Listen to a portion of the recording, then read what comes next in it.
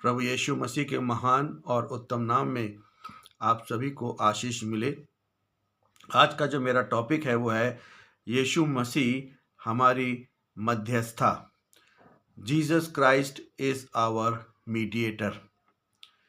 पहला तिमोथी उसका 2 अध्याय और उसके 5 पद में लिखा हुआ है, क्योंकि परमेश्वर एक ही है और परमेश्वर तथा मनुष्यों के बीच में एक ही मध्यस्थ भी है, अर्थात मसीह यीशु जो मनुष्य है।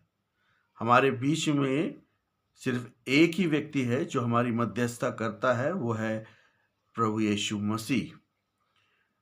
इब्रानियों और उसके 8 अध्याय और उसके 6 पद में लिखा हुआ है, और अब यीशु मसीह को और भी श्रेष्ठ सेवकाई प्राप्त हुई है, क्योंकि वह उत्तम वाचा का और जो और भी उत्तम प्रतिज्ञाओं के आधार पर बांधी गई है मध्यस्थ ठहरा।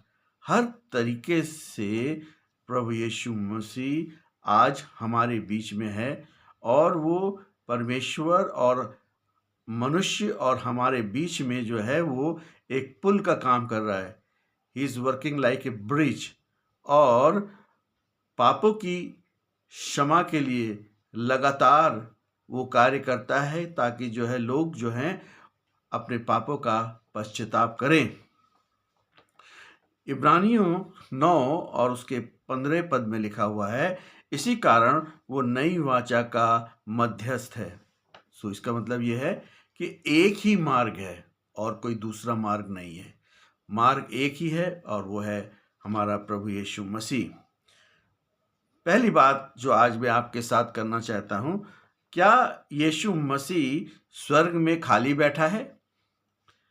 यूहन्ना 14 उसके 2 पद में लिखा हुआ है कि मेरे पिता के घर में रहने के बहुत स्थान हैं, यदि ना होते तो मैं तुमसे कह देता, क्योंकि मैं तुम्हारे लिए जगह तैयार करने जाता हूँ। और 15वें पद में कहता है, जहाँ मैं हूँ वहाँ तुम भी रहो। बड़ी आशीष का वचन है ये, हम सबको एक साथ रखना चाहता है जिन्होंने उसको उद्धारकर्ता के रूप में ग्रहण किया है। इब्रानियों 7 और उसके 25 में लिखा हुआ है, अतः जो उसके द्वारा परमेश्वर के समीप आते हैं वे उसका पूरा पूरा उद्धार करने में सामर्थ है, क्योंकि वह उनके लिए निवेदन करने को सदा जीवित है। हमारा जो यीशु मसीह है वो अल्फा और ओमेगा है, आदि और अंत है। हमेशा वो हमारे लिए जीवित है और हमारे लिए कार्य करने के लिए तैयार है। प्रायश्चित एवं उद्धार का जो कार्य है वो पूरा हुआ। यूहन्ना में जब प्रभु यीशु मसीह ने जो है उस क्रूस पर से कहा कि पूरा हुआ, यानी कि उद्धार और प्रायश्चित का मार्ग जो है वो पूरा हो गया। सारी चीज़ें जिसके लिए परमेश्वर ने यीशु मसीह को भेजा था वो पूरी हो गई। दूसरी बात, यीशु मसीह ने महायाजक बनने की शर्त पूरी की और उसे मनुष्यों में से लिया गया। इब्रानियों 5 और 5 में लिखा हुआ है, इस प्रकार मसीह ने भी महायाजक बनने का सम्मान स्वयं नहीं लिया, पर उसी ने दिया जिसने उससे कहा कि तू मेरा पुत्र है, आज मैंने तुझे उत्पन्न किया है। और यीशु मसीह को परमेश्वर ने नियुक्त किया। 6 पद में कहता है कि तू मलकीसिदक की रीति पर युगानुयुग याजक है। इसका मतलब ये है कि उत्पत्ति की पुस्तक में और भजन संहिता में, इब्रानियों में मलकीसिदक के बारे में बताया गया है, और मलकीसिदक जो है वो हमारा प्रभु यीशु मसीह है। प्रेम, आज्ञाकारिता, सहयोग और पिता पुत्र का महान संबंध को यहाँ पर दर्शाया गया है। उसका जो है अभिषेक किया गया। परमेश्वर ने पूरी तौर पर प्रभु यीशु मसीह का अभिषेक किया, ताकि वो हम उसके द्वारा उसके महिमा में राज्य में प्रवेश कर सकें। मत्ती 3 और उसके 16 पद में लिखा हुआ है, बपतिस्मा लेने के पश्चात यीशु तुरंत पानी से बाहर आया, और देखो आकाश खुल गया और उसने परमेश्वर के आत्मा को कबूतर की नाई उतरते और अपने ऊपर आते देखा। जो कबूतर है वो पवित्र आत्मा नहीं है, मगर पवित्र आत्मा का एक चिन्ह है। आकाश खुल गया प्रभु यीशु मसीह के लिए। इसका मतलब कि यीशु मसीह का और परमेश्वर का जो कम्युनिकेशन है, हॉटलाइन, वो चालू हो गई है और वो जो है पूरी तौर पर जो है अब सेवकाई के लिए तैयार है। और जो आप देखते हैं कबूतर के बारे में तो आप लोग बहुत कुछ जानते हैं, मगर सिर्फ एक ही बात मैं बताऊंगा कि जो कबूतर है उसके अंदर बाइल नहीं होता है, यानी कि पित्त नहीं होता है, कड़वाहट नहीं होती है। और हम देखते हैं कि हमारे प्रभु यीशु मसीह में बिल्कुल कड़वाहट नहीं थी। उसने क्रूस पर से कहा, हे पिता इन्हें क्षमा कर, क्योंकि ये नहीं जानते कि ये क्या कर रहे हैं। उसके बाद हम देखते हैं कि परमेश्वर से संबंध रखने वाली सेवा जो प्रभु यीशु मसीह ने करी, इस कारण उसके लिए ये आवश्यक हुआ कि सब बातों में उसने भाइयों के समान बने, जिससे कि वो परमेश्वर से संबंधित बातों में दयालु और विश्वास योग्य महायाजक हो सके और लोगों के पापों का प्रायश्चित करें। इब्रानियों 2 और उसके 17 में ऐसा ही लिखा हुआ है। वो एक महान महायाजक के रूप में इस पृथ्वी पर आया।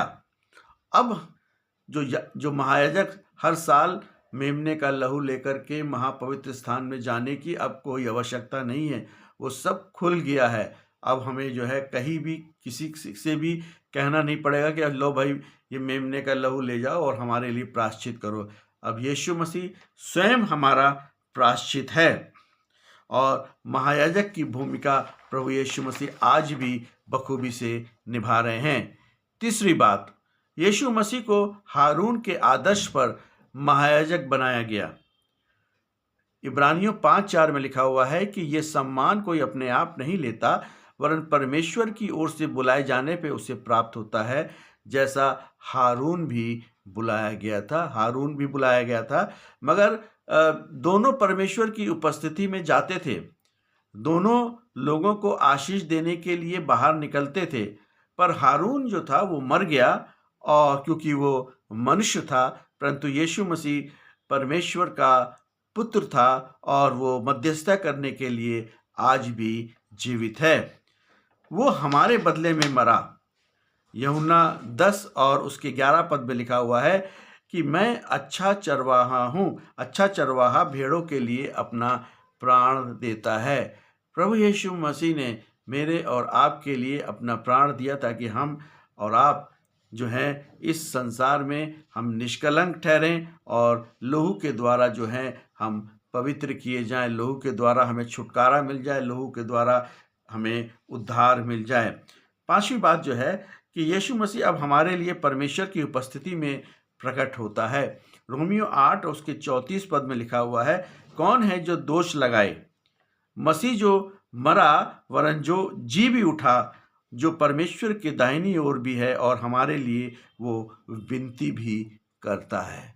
वो आज भी हमारे लिए विनती करता है कि हम जो लोग भटके हुए हैं, जो लोग यीशु को नहीं जानते हैं और जो लोग यीशु को जानते भी हैं, उनके लिए भी वो प्रार्थना करता है ताकि वो फिर से ना भटक जाएं, बैकस्लाइडिंग में ना चले जाएं। यीशु हमारे लिए परमेश्वर से हमेशा विनती करते रहते हैं और वो परमेश्वर के दाहिनी ओर बैठ करके हमारे लिए जो है उन्होंने सामर्थ का, मुक्ति का मार्ग और अपने अधिकारों को प्रभु यीशु मसीह ने हमें दे दिया है। हम पापों का अंगीकार कर लें, जिन्होंने आज तक अपने पापों का अंगीकार नहीं किया है वो पापों का अंगीकार कर लें और गवाही दें सबके सामने, अलग नहीं, सबके सामने, लोगों के सामने गवाही देना बहुत जरूरी है। हमारी जो विजय है वो निश्चित है, स्वर्ग के राज्य में जरूर प्रवेश करेंगे, अनंत जीवन हमारा है।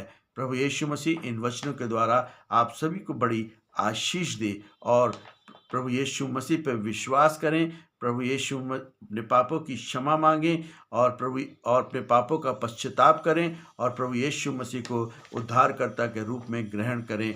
यही प्रभु यीशु मसीह मुझसे और आपसे चाहता है। यदि आप उसकी मध्यस्थता की सामर्थ को देखना चाहते हैं तो जरूर है कि हम अपने पापों को मान लें और यीशु मसीह को उद्धारकर्ता के रूप में ग्रहण कर लें। आमीन।